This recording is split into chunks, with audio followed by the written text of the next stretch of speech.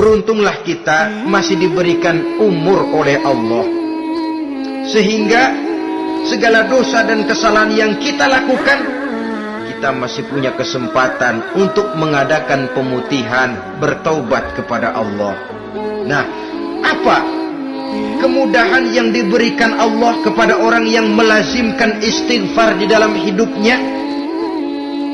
Pertama, kata Nabi, man lazimal istighfar, siapa orang yang melazimkan, membiasakan diri istighfar, diberikan keistimewaan oleh Allah. Pertama, ja'alallahu lahu min kulli dhiqin makhraja, Allah akan memberikan jalan keluar untuknya dari segala macam kesulitan.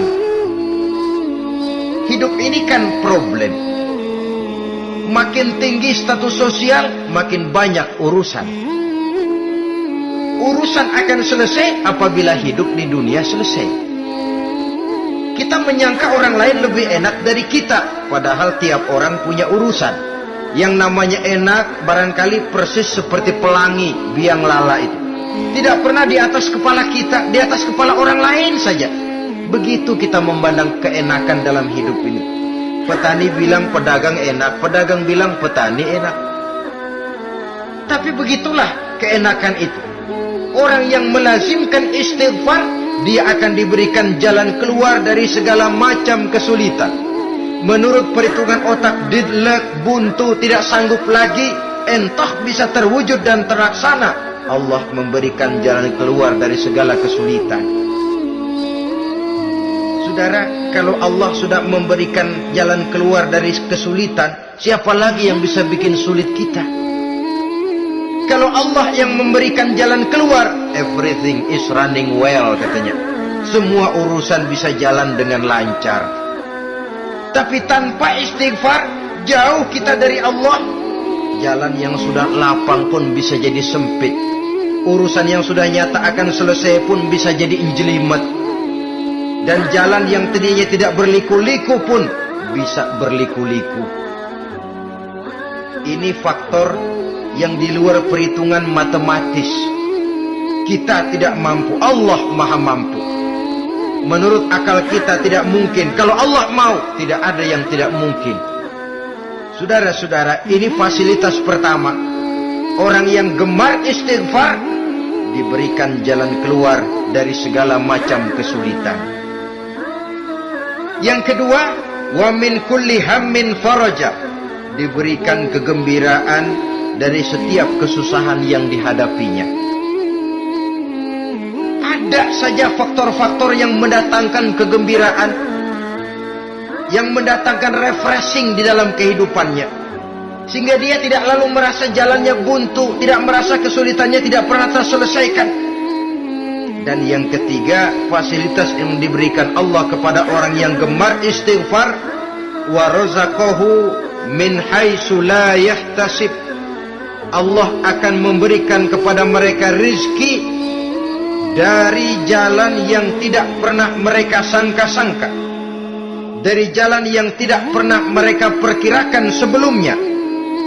Saudara-saudara kaum muslimin rahimakumullah, inilah fasilitas ketiga yang diberikan Allah kepada orang yang gemar istighfar. Rizkinya datang dari jalan yang tidak disangka-sangka. Sebab rizki ini juga termasuk hal gaib. Dan jangan lupa, ar-rizku bima'na al-ata hissiyan kana au ma'nawiyan. Rizki adalah pemberian, baik yang konkret maupun yang abstrak. Kita sering membatasi pengertian rezeki, maka rezeki kita jadi sering terbatas. Menurut kita kan yang namanya rezeki cuma duit saja. Kalau bukan duit bukan rezeki. Padahal semua karunia Allah itu rezeki. Umur rezeki, istri rezeki, anak rezeki, pangkat dan jabatan rezeki, termasuk duit juga rezeki. Tapi dalam kebiasaan kita, rezeki cuma duit. Begitu duit seret, kita anggap rezeki macet. Maka akhirnya kita tidak bersyukur kepada Allah. Padahal mungkin di sektor duit macet, tapi rezeki dari segi lain ilmu barangkali tambah, wibawa naik, pangkat naik, anak tambah, itu juga merupakan rezeki.